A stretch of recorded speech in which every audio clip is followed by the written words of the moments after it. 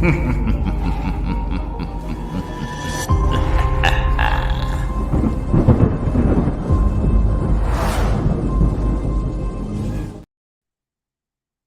hello there. Good evening, everybody. I'm hitting all kinds of buttons in the studio. How's everybody doing? Dr. Carol, how are you? All right, sir. All right. How you doing today? I got my incense burning. Hello, Crazy Witch. Hello, Rebecca. Let's see who else we got there. Gary Spikes, welcome to the show. So I got my EMF REM pod going. I got it set up. Yeah, let us know if you. Ghost ball. I got it all set up. So during the last show we had with FDL Paranormal, you're not going to believe it. Brian, they had a investigation at some old cottage, and they were going to read FDL Paranormal, speaking of the devil. Maybe I ought to send him a link so he can come on the show and tell him, FDL, would you want to come on and explain to him, everybody, what happened during the last show? Would you like to do that? Hey, Roger, welcome to the show. Roger, welcome, everybody. I'll be more than happy sending the link to come on for a few minutes and tell everybody what happened. I don't care if you're in bed. Are you naked? Just cover yourself up. That's all you got to do. Yeah. Oh, Crazy Witch. It's actually gets interesting. I had Yolanda. Yes, FDL Paranormal. Got to go to work soon. So, Dr. Carol. So they went to this old cottage, and it was a coal mine cottage or whatnot. And whatever they were going to do something out of a book. I don't know. But Ryan, one of the investigators, yes, you want the link? I'll send you the link.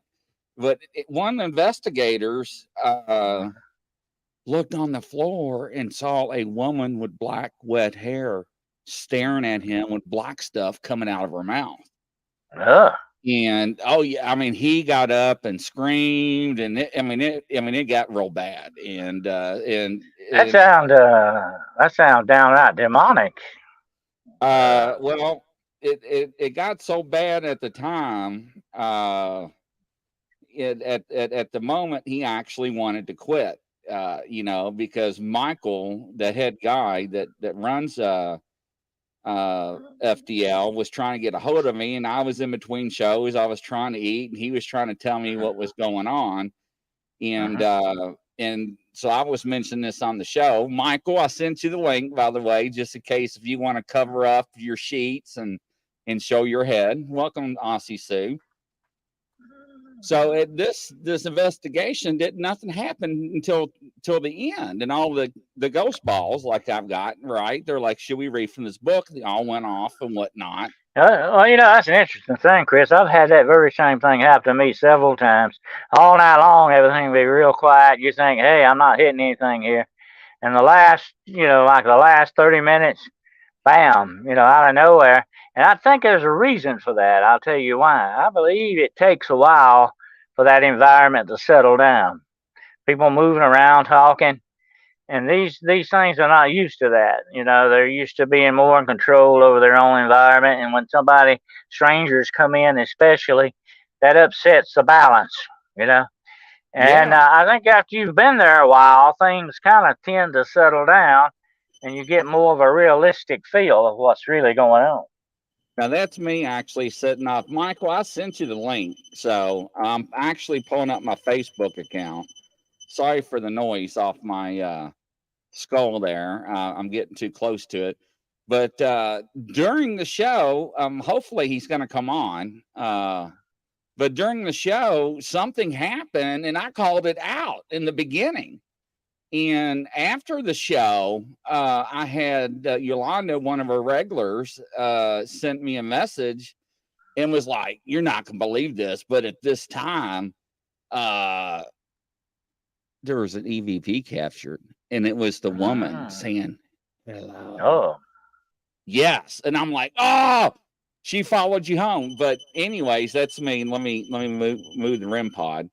But anyways, he was sitting with his back to the wall. Ron was, and Ron he sits next to this black satin curtain that covers his window. And he sits so close to the wall with this curtain, and the curtain so close to the wall, there's no way human possible that somebody can fit behind this curtain. You know curtain rods are what, that far from the wall, right? Yeah. Now they extend out. You hang up a curtain rod. Well, I'm Right. sitting there watching the show, and I'm like, look, there's a handprint. Everybody's like, what? And when I said that, the handprint disappears. So everybody in the audience goes back and rewinds it. And I say it's 14:16 or 16:4. I name the time. And people go back in the audience and starts to rewind and gets out of the live show and rewinds like, oh my God, there was. The handprint came through. And it was a huge handprint. So after the show, so Yolanda found the EVP on the last show. I'm going to play it, and I want your take on it because I didn't hear it. I was so in shock about the handprint on the show. So let me pull up my Facebook here, and you can hear it since you got headphones on. And here we go, ladies and gentlemen. I don't know if let me hit. I forgot. I always have to hit share audio. Let me share my audio here. And we'll play it a couple of times here, so this way you can hear it. All right, here we go. Grab you on Just it's not a good idea, is it? Just Did in you case hear it it? jumps up in front of you. Yeah. Just it's not a good idea, is it? Just for, and you hear her. Yeah, that's more like a whisper. It's not a good idea, is it? Just, it's not a good idea. You hear her? Yeah. One more time. Just it's not a good idea, is it? Just in case it jumps up in front of you and Yeah. grab you on the You hear it sounds for, sounds to me like it's kind of asking a question or something. Yeah, it's just he was like just for, and she goes. So, and I didn't and I'm very good with capturing stuff when doing shows because I got my audio turned up all the way. Well, you know, sometimes, Chris, that can be in the background too. Sometimes that can fool you. That's why, you know, believe me, I've spent many hours poring over sound and video, looking and listening for things like that. And sometimes it can be so in the background. But that sounds pretty close up to me. Yeah, you know? yeah. Well, to see the handprint, you know, and he jumped up and he was like, "Is it over here by my head?" I'm like, "Yeah, it's by your head."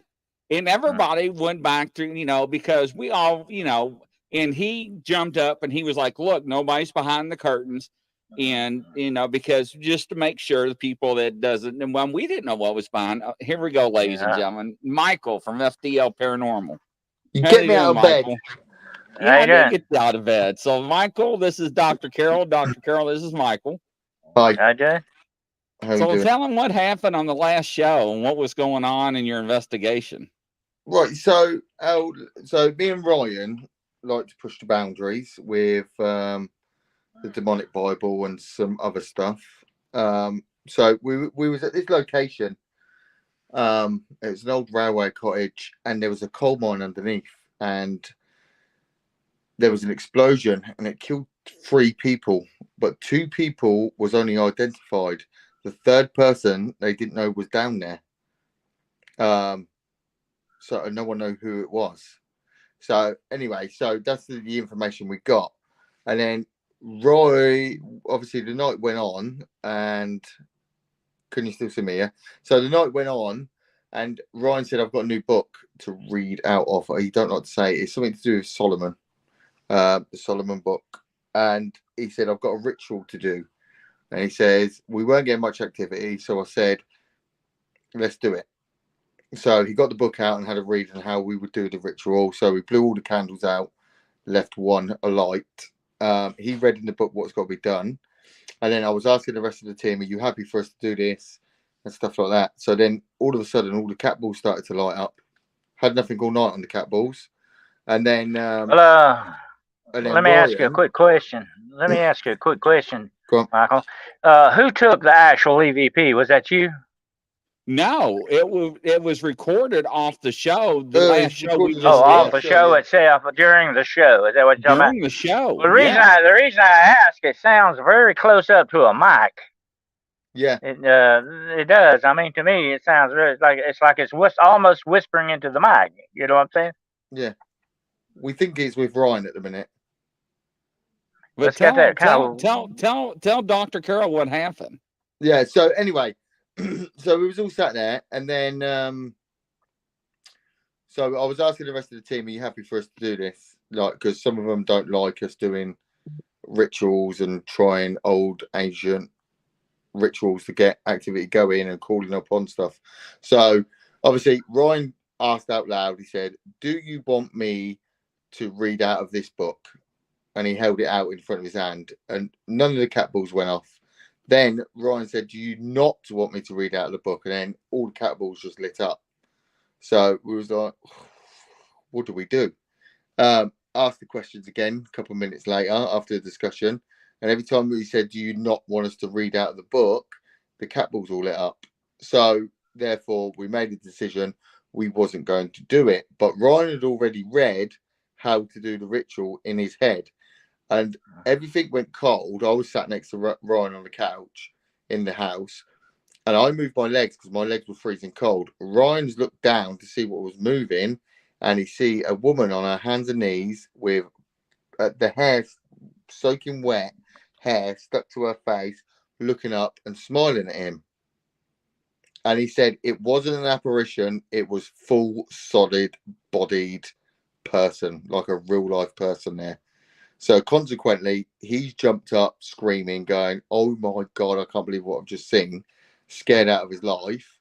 And obviously we tried to get all the lights back on, but while we was trying to get all the candle lights back on, because there was no power or electricity in the house, in the shadows, we could hear the walking around. And then obviously my wife is an investigator with us. She was stood in the dark bit, and then she heard in her ear, and then everyone started to freak out, got all the lights back on, and then we got a message come through the Spirit Talker 7641, which upon Googling it, it's an angel number, and it says something about embrace, engage, and something else, and then run. That's interesting. Yeah, you know what? It sounds to me, listening to it, it does sound like it's saying hello or hello there or something like that, and it also sounds like it has an accent. Do you think where exactly is this location? Without telling us exactly, is it around somewhere that people would have thick accents or something? See, in the UK, it's different because we're such a small country, but we've got so many predominant accents. Even like 2 hours away, an hour away from out. See, I speak so. Okay.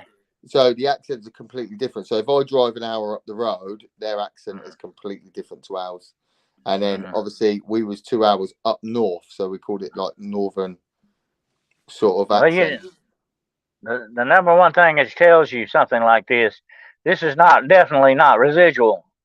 No. That's the number one thing an EVP tells you right off. You get a reaction. But this sounds very much like it does have an accent. And it's either saying hello there or something along those lines, but it's sort of a half whisper kind of a thing. It's a very good capture. I'll say that, because I would say that is really more or less a class A type of an EVP. Definitely. We have a better EVP than that. We have a child coming through clear as day saying, "Does anyone want to play?" And another location, we've got some really good EVPs just lately. But obviously, the ritual we were going to do, it was about bringing down the veil and opening up the veil to let all in, not just one, all. All right. Yeah, I know how you feel about that, Carol. About,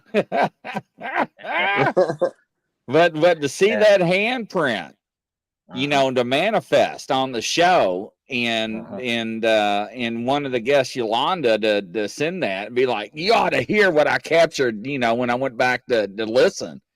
And I heard that, and I played it over. I had to send it to Michael right away. I was like, Michael, you gotta listen. I'd almost say that sounds almost kind of like a Scottish accent to me. I'm not, I could be wrong, but it sounds very much, or countrified kind of a thing. You know what I'm saying? It would have been country. It's sort of a country town. Well, if there were coal miners there, but the trouble is that house has got a lot of bad energy. A lot of people hung themselves there, committed suicide there. Children have died there. Babies have died there because they've been. The lady was telling us in early 70s, because it was countryside and our news wasn't like it was, and it was very religious. Well, I was going to say what you said, that description about the woman with the black come out of her mouth and all that. Yeah. That sounds very demonic. I'll be very careful if you go back to that location and make sure you take some protection going in and coming out. That sounds kind of demonic to me, definitely. Yeah, but we was just thinking, obviously, we're going through, reasons why that's presented itself there and why we got the angel numbers come through, because we've never had angel numbers come through before. And we done an Estes theory, and towards the end of it, we couldn't carry on with it because it sounded like two people arguing to try to get through the sound wave, and we had to stop because we couldn't understand what was going on. It was like a massive argument in between the voices trying to fight through. But our theory is, if it was a girl, the third person that went down the mine that wasn't supposed to go down the mine and the accident happened, or was it just like a catastrophic accident? And the third person, could it have been the girl? Because apparently when the mine blew up, it filled up with water as well. So was it a girl in there with her, with the two men that was identified? Was it a girl down there with them? And she clawed her way back through the coal mine, through the water, and trying to present herself saying, it's me that was down there, because she had all black soot all over her face and she was soaking wet. Wow. Yeah, it's interesting. It is a very interesting thing, but obviously until you don't really know, until you can get, it's so hard to get the information for it because no one knew who the third person was. Rebecca wants to know. Yeah, let me answer, Rebecca. Sometimes these things will manifest just to get your attention. During a lot of these things that happen in the background, these things will do that. Especially the demonic is very interested in doing stuff like that, trying to get your attention, trying to freak you out a little bit. I have actually had investigations where handprints and footprints have been seen and then disappear. Very much like what you're describing there.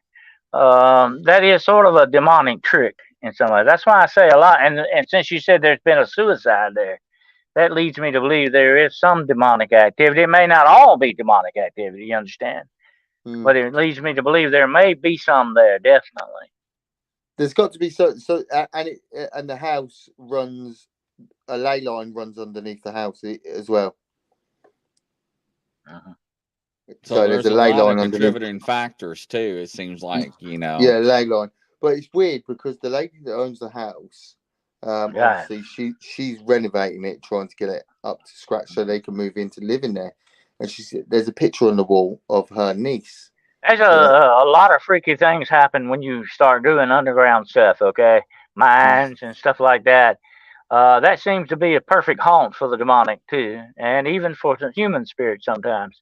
You would not believe how many stories I've heard of things going on in mines, coal mines, copper mines, places like that. It just seems to be a draw for these forces. You know what I'm saying? It is weird. So there was a Dybbuk box in there. People were just like trying to provoke stuff, I think, more than anything. And then obviously in the house they've got a cabinet with the stuff they found in the garden, what they've dug up. They found an old axe head, and a medium had gone in and said a medium had gone in and said a woman's been hit over the head with that and killed with that. There's a bone in there, what they found in the garden, a bit of a bone. So any old artifacts they're finding in the garden, they're putting back into the house. That sounds like a murder site then. Those can be weird. very dark areas. Murder sites, and I've investigated a lot of murder sites. They can be very, very dark areas, definitely. Because of the trauma and the pain and all that involved, and it is a perfect draw for demonic forces too. So be careful, definitely. Yeah. If you go back. I don't know about go back, but we are going to another site in next month, but we think someone's done a blood ritual in there and created this energy in there, which is pretty goddamn scary. It's got hoofs, so it clip-clops up to us. We think it's a Baphomet. Well, I think I would suggest, now this is just a suggestion, that perhaps you and whoever went in on this, that you cleanse your houses, or make sure you cleanse your houses as soon as you possibly can. That would be a very good protective measure, because you don't want any kind of attachments following you back from places like that. That sounds like a very dark area. I would just be very cautious. It is. It was dark, but the weird thing is, well, there's been so much trauma connected to that house, and obviously the family members as well, because the woman said, that's a picture of my niece there. And I was like, why have you got that in the house? And she said, well, she died she died in a really bad car accident, whatever, on her birthday or on a certain day. Yeah, and I was like, oh, that's weird. She went, yeah, but do you know what the weirdest thing is as well? Her brother died 10 years after, on the exact date, on the exact time, and in a car accident as well. 10 years later, the exactly same. Wow. So maybe there is bad energy about there. Anniversaries are interesting things. I've always said, if you will investigate something like a murder or traumatic thing, the best time to do it is on the anniversary date of when it actually happened. Yeah. It's. I think the energy followed Ron home. I think Ron had an attachment. Is my feeling. I really do. It's very. Let me tell you this. Michael. It's very easy to pick up an attachment. It's much easier than people think, and it can lead to a lot of trouble. That's why I say really at this point in time, you and whoever was there need to cleanse their areas, their houses, and all that with salt, holy water, whatever you feel comfortable with, and also anoint yourself as well. Include yourself in this cleansing. Yeah. It would just to be on the safe side, just in case. You don't want. We as paranormal investigators, we never want to bring homework home. No. Definitely not. Definitely not. Yeah, we have done a cleansing. We done a cleansing while we was there, and then I played an exorcism by Pope Leo in Latin on the phone throughout the house. It's an 8-minute exorcism by Pope Leo the 8th or something. So I played that as well after, just in case. Right. Just in case. Yep. But I think they're doing a cleansing tonight, Ryan and Nicola. So it's always better safe than sorry, Yeah. Well, I'm glad you was tuning in, because I'd rather have you tell the story than me trying to rehash it all. Yeah, it's hard, isn't it, to get it? Well, yeah. Especially when your guest sends you the EVP and you're like, there's definitely like hello. It's always very exciting when you do run upon something like that. It is very exciting. I've had a lot of people say, "Weren't you scared?" No, I said I was excited. This was something interesting. Yeah, uh, it is very exciting, definitely. But you do think, it's kind of a. Here's the interesting thing: after it's over, Michael, you kind of go back and say, "Ah, did that? Did I handle that the right way, or did I do that the right way?" But that's only human nature. Yeah, Remember that. Ryan's the same about it. Like now he's had time to sit down and think. It's took him a couple of days to get over it, but now he's had time to think about it and then move forward. Move forward to the next investigation. Yeah.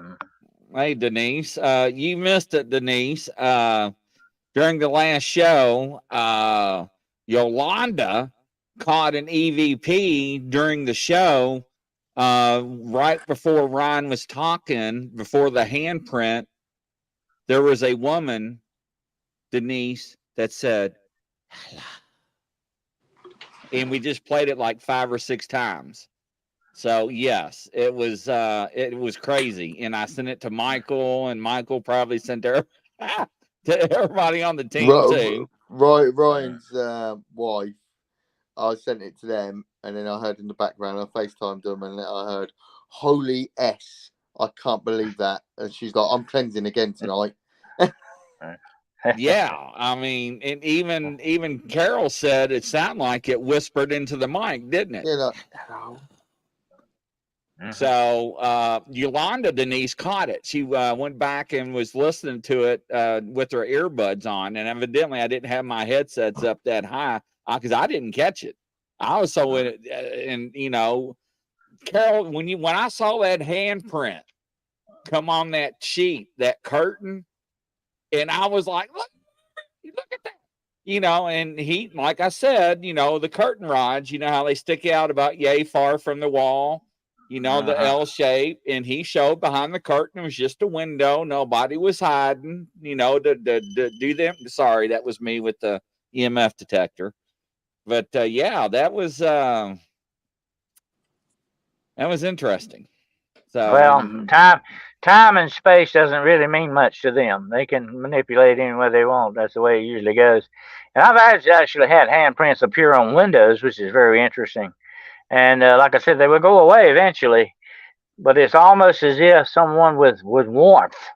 You know what I'm saying? You could put a warm hand on a cold window and come away with a print. That's the way it was like. And a lot of this spiritual energy that we run into dissipates very quickly. Yes. Under certain circumstances, it can be frustrating. That's why it's so important to catch it. And and that's what I tell people a lot of times. A really good hint: if you ever investigate, take as many pictures as possible. It used to be a headache to do that. Now with digital, it's no problem. Take as many pictures around you as possible. This thing here's what I'm saying. This thing was so loud and close to the mic, it sounds to me like it was right up next to whoever Yeah, was talking to. Yeah. And it wasn't in the background. It was very close up to it. That's freaky. Definitely. Yeah, that was interesting. Yeah, well, like I said, Carol, when I first got that, I sent it to Michael right away because I knew he was straight up because it's what 12:30 a.m. at his time, and he's 5 hours ahead. So yeah, but I just it was very interesting. Never a dull moment with FDL. You never know what's going to happen. That's for sure. You wait to see the next episode. We've got the unbelievable evidence that cannot be denied. Oh, that's right. Rebecca said the spirit talker said, "Look down." It's something before the handprint on the curtain. That's right. It may have wanted you to see that handprint. It evidently it did. Yeah, because it was right next to his head. I mean, that's how. I mean, it was plain as day. So, but it wanted some attention, and it got it. So it definitely did. We'll see what happens next. Yeah. So see how far we can push it. Right, I'm going. All right. Well, thank you so much for coming on the show. Yeah, it's good to meet you. Welcome. All right. Have a good night, sir. Right, Thank you again. Speak to you later. Nice all right. Bye bye. All right. Bye bye. Yeah, that was pretty wild. And why do people always have to mess with blood during their investigations or their seances? What's the big deal with blood? Blood is a very distinct thing with the demonic, uh, Chris. They have a big thing about that. It's almost I'd say it's almost like an obsession with them when it comes to blood. And they like to use blood as a freak out factor too in many aspects. And it may not be real blood that you're seeing. A lot of this stuff may be what the old timers used to call ectoplasm, some kind of a spiritual energy that is manifested. People have actually collected some of this stuff and actually tried to preserve it, and it would go away. There's no way you can keep it. Uh, it's very What? interesting. Yeah, yeah. And this spiritual energy puts out stuff like this ectoplasm, as you want to call it. You might remember that from the very famous movie Ghostbusters. But actual ectoplasm is more or less looks like a foam kind of a thing, and it's very translucent looking. Almost, I tell you what, it very much looks like. It looks like parts of a jellyfish, kind of the way a jellyfish looks is the Yeah. way this kind of stuff does. It's kind of hard to describe, but anyway, some people have tried to collect this. It was collectible. They got it on dishes or in containers, and before you know it, it's not in there and it's just gone.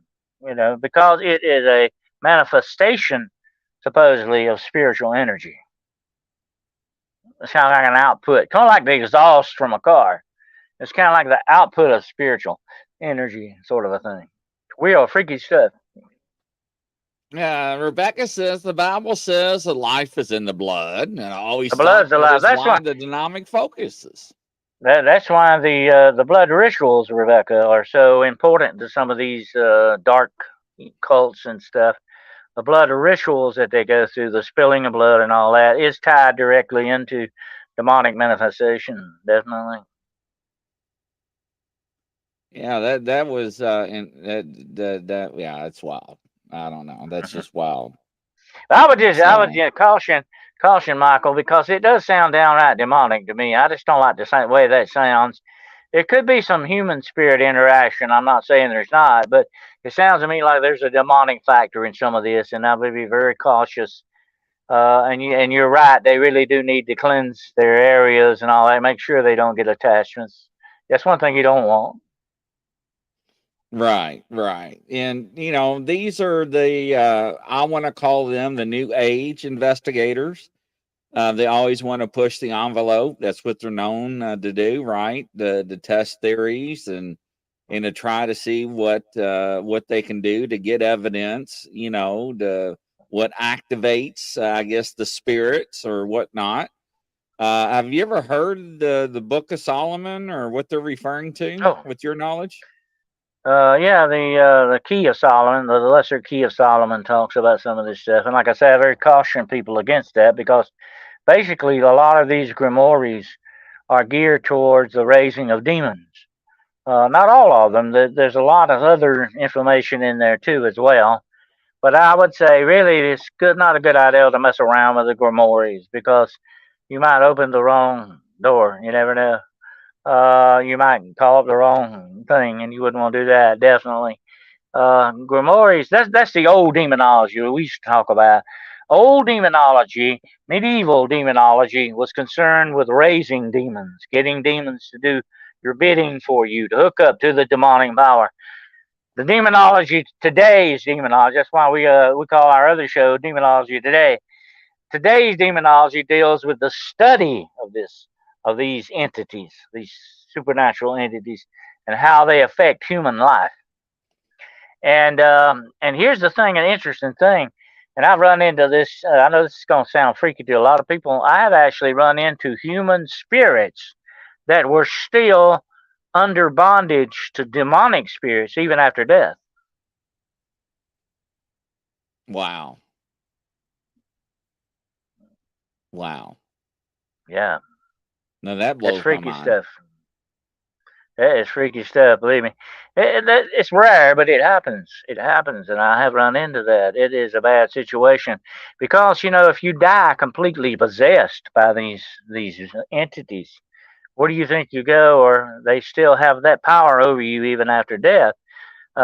These people have to be released. That's what I've talked about before about certain soul rescues. There are different kinds of soul rescues where if you run into a human spirit that's either hung up or trapped or bound down by something they didn't do or confused, you run into confused spirits. They don't even know they're dead to a certain extent. You may run into that.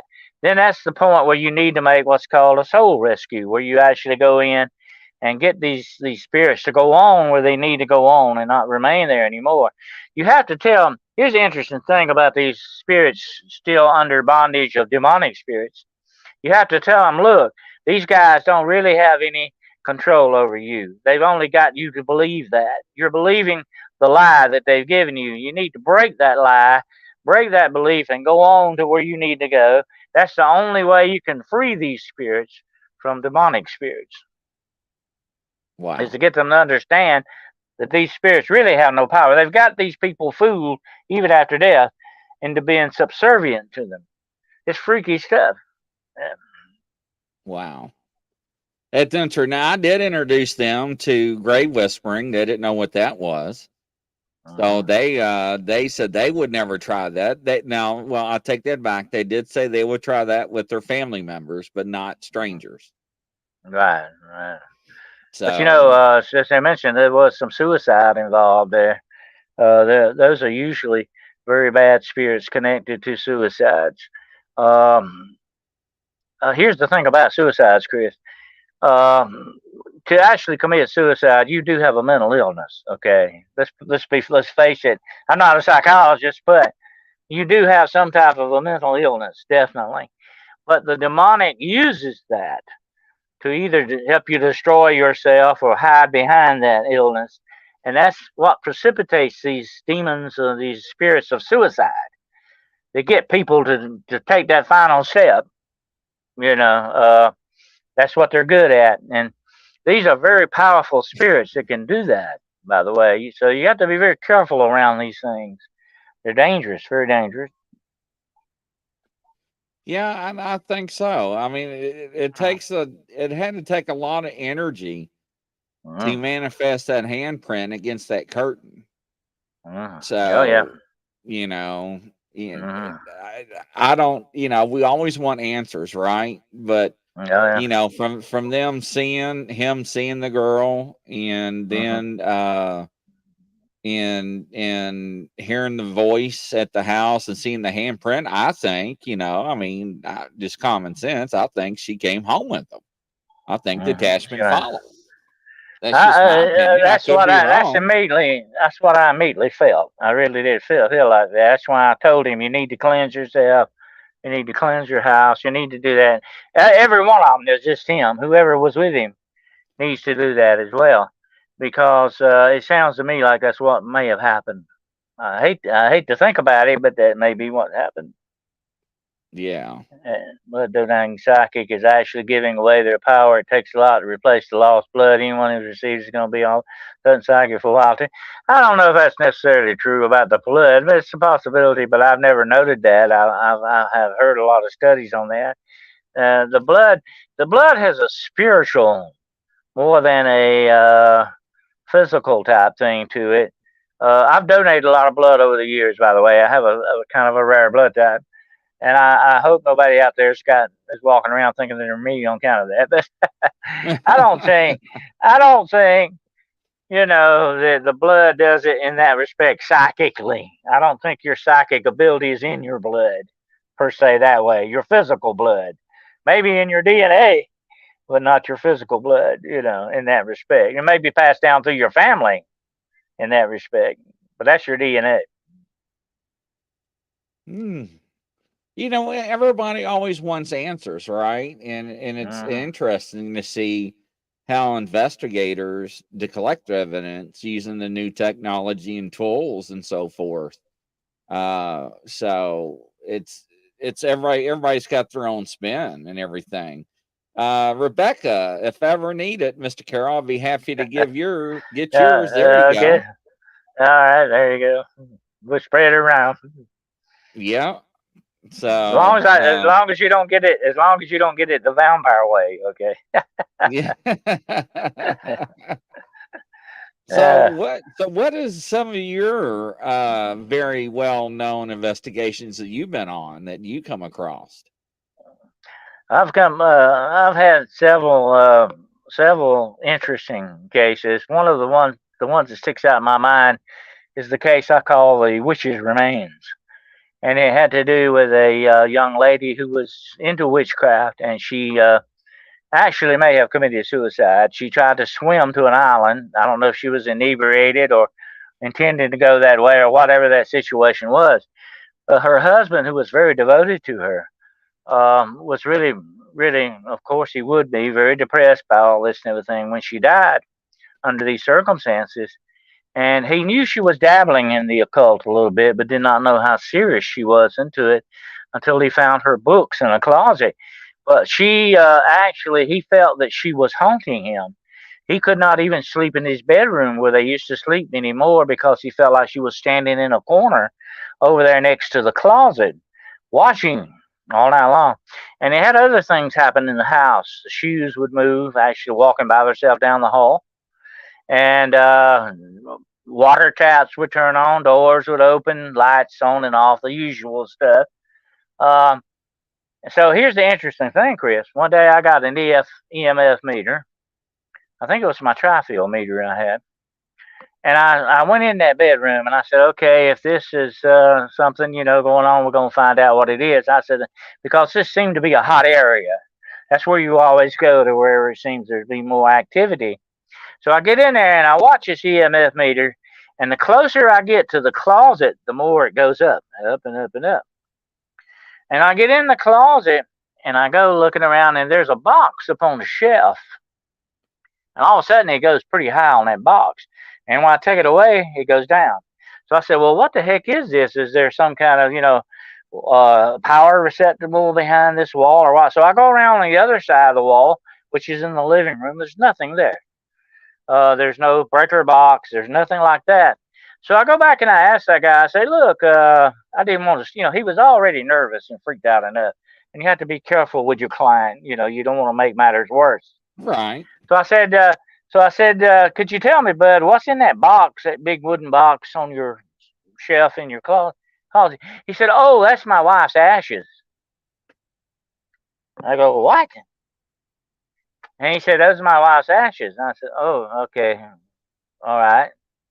So I go back in there, and sure enough, it repeats the same thing. The EMF meter goes up on the ashes. So I go back, and I said, let me get back to you. I had this girl who was working for me. I said, call the mortuaries and tell me, what do they put in this box with ashes? What's the whole deal with that? So she comes back after a little research and says, there's nothing but a wooden box, maybe some nails in it. I said, there's nothing there that should run this EMF meter up. Okay? Except human remains. So I go back and I tell the guy, I say, look, get rid of the witchcraft books. We're going to cleanse your house. We're going to cleanse you. We're going to cleanse everything, but you got to get rid of the books. And here's one more thing you should do. I said, I know you loved your wife and you're devoted to her. He had pictures of her all over the place. She was a beautiful woman. And a big picture of her on there. I said, I know you loved her and you'll always have her in your memories. But you need to put her to rest, and you need to get that box of ashes out of your house. Put her to rest. There are places in cemeteries for ashes, by the way. I said, you need to put her to rest. Yeah. I said, you need to put her to rest. And I think it will solve your problems. Well, he did all that, and everything was good after that. But here's the thing about it, okay? If she was involved that heavily and deeply into the occult, she evidently had some connection with demonic spirits. And I think what was really being picked up there and what was haunting that place was not her, basically, but the spirits that she called up that were around her. And here's the interesting thing, Chris. 9 times out of 10, and that's why there's so many demonic activities going on in cemeteries. These demons seem to hang around the body that was once their host. and they don't want to leave it even after death. So it takes a long time for them to detach, so to speak, from these bodies. That's one aspect of the demonic. It's real freaky. Wow. Yeah. That is true. That is true. Rebecca wants to know from you, is there a way to know if anyone in your bloodline has ever practiced witchcraft or made a blood oath? Not unless you have evidence, historical evidence. Sometimes it is said that some people pass down witches' marks. I don't know if you're familiar with a witch mark. They're supposed to be like birthmarks, but they can be usually in a pattern of three. It can be like maybe three moles. They form a triangle or a line. And they may be perfectly lined up. It's usually in three because that is the way the demonic works. You were talking earlier about angel numbers. There are demonic numbers too. They love to play around with mathematics. Angels and demons are very mathematical, by the way. I don't know if you know that or not, but that's true. No, I did not. Yeah, yeah. Anyway, these marks appear in threes on you, whether they'll look like scratch marks or they're moles or a scar, or whatever the case. It's supposed to be a witch mark. And according to people who are cursed, sort of have family curses, this mark is passed down from generation to generation, but usually only to either the elder born or the youngest born. Really? That's what they say. Interesting. Uh-huh. But if you feel like you have a curse that is passed down to the family, there are ways to break it. Here's the one thing people listening to me tonight need to understand, and I'm going to be doing a show in about 30 minutes on this, about 45 minutes. I'm going to be talking about defense against the forces of darkness on my show, Hunting the Shadows, which comes on at 9 o'clock on my YouTube channel, the Midnight Road channel. I'm only telling people about how to guard yourself against these things. But here's the interesting thing you got to remember, folks. You have inherited simply from your Creator a power of authority over these things, but you have to exercise that authority, okay? It's very important that you remember that. You have the authority. You got to have the confidence to exercise that authority. That's what faith is all about. No, that is correct. That's true. Yes. Hey, since I did a cleansing of the studio, I haven't had really any activity. No, I know that one show I did with FDL, they were asking questions. I was telling you in the REM pod, you hear it?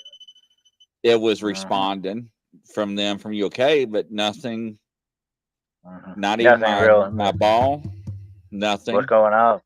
Nothing tonight, today. Here's the things what I was trying to tell Michael earlier. And here's the thing I tell everybody if you're going to investigate. Take pictures. Take tons of pictures of everything around you. Take pictures of you and people around you. Take pictures in the background because a lot of times these things are very subtle. And they're going on in the background and you won't notice it if you're not looking. Okay? You have to observe everything. And I have to wonder sometimes, Chris, how much is never seen or lost by not paying attention. You know? Yes. And we talked about this on one of the shows where you get bored and you get on your phone or you fall asleep or you daydream or you just because it's boring. Nothing's happening. Yeah. Uh-huh. But here's the one thing about it, and it's the frustrating thing about the paranormal, especially when you're not paying attention, is when it will do something. Right. It just seems to be the way it goes. Yeah. Yeah, that is true. That is absolutely true. So I was doing an investigation one time, not too many years ago. I had a group of about 10 people with me that night, and all night long, nothing. They finally come to me. And about 30 minutes before they were going to quit. Oh, there's nothing here. We wasted our time. And that's when things really started happening. Those last 30 minutes, we had some very dramatic stuff happen. That's where I even confronted a demonic spirit face to face in the upstairs of this place. And all night long, it was quiet. It was hiding. I'm going to tell you something about the paranormal, Chris. And all investigators must understand this. The paranormal is very good at hiding from you when he wants to. And he does that a lot. It's just the very nature of the paranormal is to want to be hidden. That's their very nature. And so that's why I tell a lot of people, if you don't have anything going on, go upstairs. Go to the upstairs or the attic or the basement if there is one. Go down or go up. That's where it's probably hiding. And sure enough, that's where it was that night. You know, since you said that, that is actually true. That's where you get most of your activities, either up or down. Mm-hmm. Yep. That is the truth. I wonder they'll go up and get out of your way. They go up and get out of your way, and they just don't. Like I say, you have changed their environment a little bit by just being there. You got to understand that, and that's why I say you have to sit there very quiet for hour on hour, waiting for something to happen, because you've disturbed everything to a great deal, spiritually and physically. Okay, you got to remember that. And they'll go up and get out of the way, or go down and get out of the way, whichever the case may be. 9 times out of 10 of them, that's when you'll run into them in the attic or the basement every time. Wow. Unbelievable. Mm-hmm. Well, thank you for joining the show once again. I greatly appreciate it. It's been a pleasure. You know, I really have, and I won't keep you. Know you got to get ready for your show and everything. But yeah. From coast to coast and around the world, ladies and gentlemen, that's a wrap with Dr. Dennis Carroll. And y'all have a good night. We'll see you soon. Take care. Bye-bye.